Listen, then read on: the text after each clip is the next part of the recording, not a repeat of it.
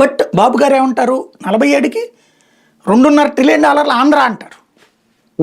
అంటే ఆ స్థాయికి వెళ్ళిపోతుందన్న ఒక నమ్మకం మధ్యతరగతికి కల్పించడం. దాన్ని వాళ్ళు ఇప్పుడు మధ్యతరగతికి ఏం ఆశిస్తాడు? ప్రభుత్వం నుంచి అడిగి ఏం రాదు. వాడికి ఆశని అమ్ముతారు ఆయన. పేదవాడికి వచ్చేటప్పటికి నువ్వు అనవసరంగా పేద నుంచి మధ్యతరగతికి మారుతున్నావు రా నాయన, నువ్వు అట్లుంటే ఉపాధి అవకాశాలు వస్తాయి. ఇప్పుడు మధ్యతరగతిలోకి వచ్చాక ఇప్పుడు ఫర్ ఎగ్జాంపుల్ ఇదివరకు కూలి పని చేసేవాళ్ళు, టాపీ పని చేసేవాళ్ళు, ఇట్లాంటి వాళ్ళు ఈ మధ్య మంగళ షాపులు నడిపేటటువంటి వాళ్ళు వీళ్ళందరూ ఉన్నారండి. వీళ్ళందరూ కూడా వాళ్ళ పిల్లల్ని చదివించారు వాళ్ళ డబ్బులతో.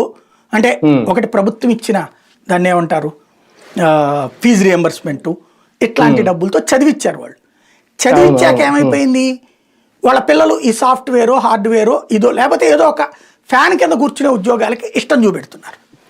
10% మంది అద్భుతంగా ఎదిగి ఉండొచ్చు, 90% మంది ఇట్లాంటి ఏదో ఒక ఉద్యోగం చేస్తున్నారు. వాళ్ళని ఇప్పుడు వచ్చి ఈ ప్లంబింగ్ పని చేయమంటే, ఈ బార్బర్ పని చేయమంటే చేస్తున్నారా? లేదు.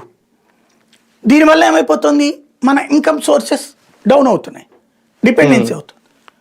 ఇప్పుడు అలాంటి వాళ్ళని మళ్ళీ తయారు చేయిస్తున్నారు ఆయన.